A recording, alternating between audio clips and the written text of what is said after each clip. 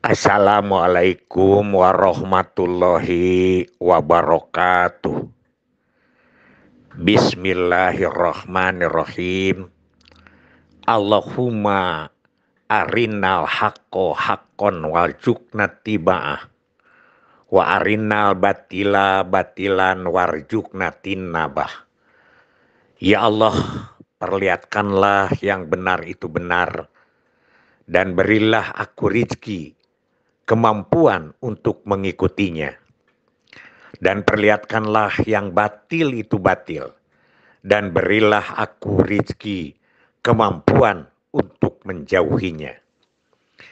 Bapak dan Ibu hadirin sekalian yang saya hormati, malam ini kita lanjutkan tentang keputusan dan resiko.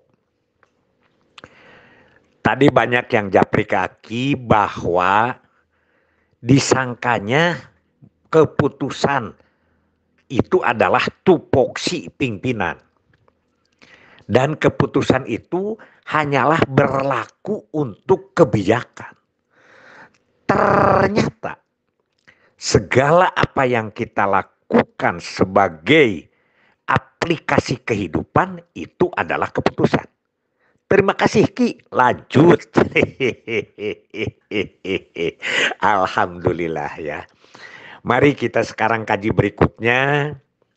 Yang ke-8, berbuat tanpa berbicara merupakan keputusan.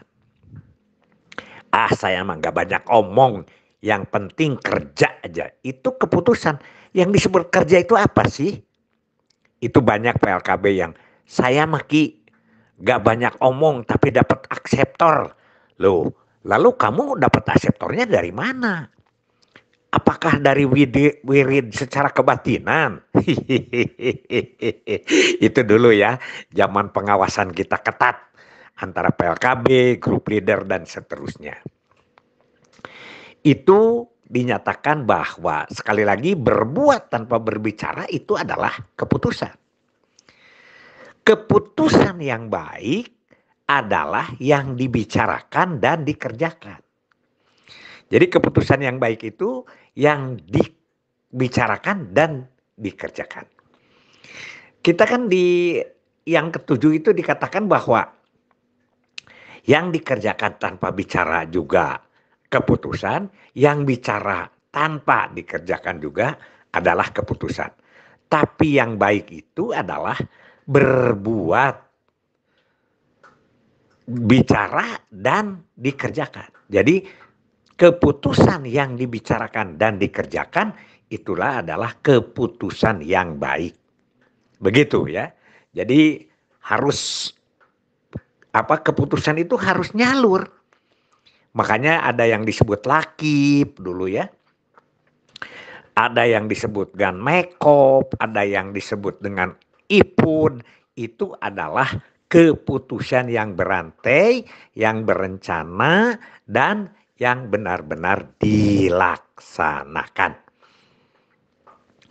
Kemudian yang berikutnya, keputusan yang buruk.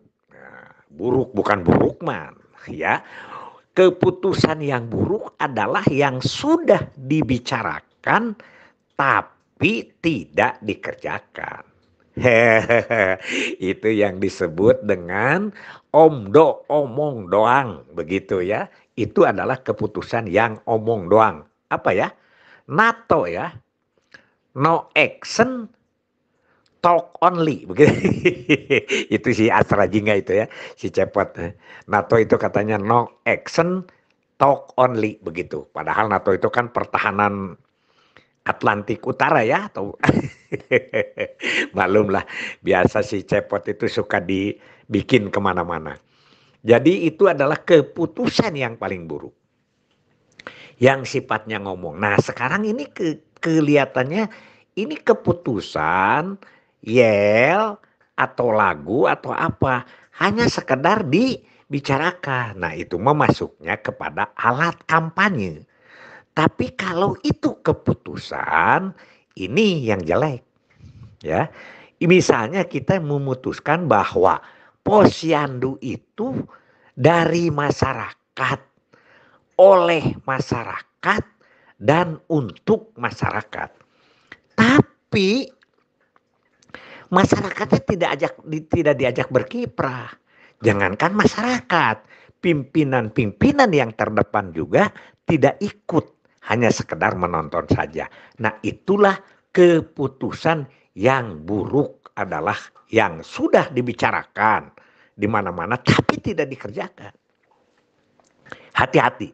Sekarang ada lagi dengan slogan atau keputusan kita bahwa Posyandu adalah sahabat masyarakat. Nah, Aki kan suka tanya, masyarakat yang mana? Jadi sahabat itu kan Posyandunya itu sudah ada masyarakatnya di situ.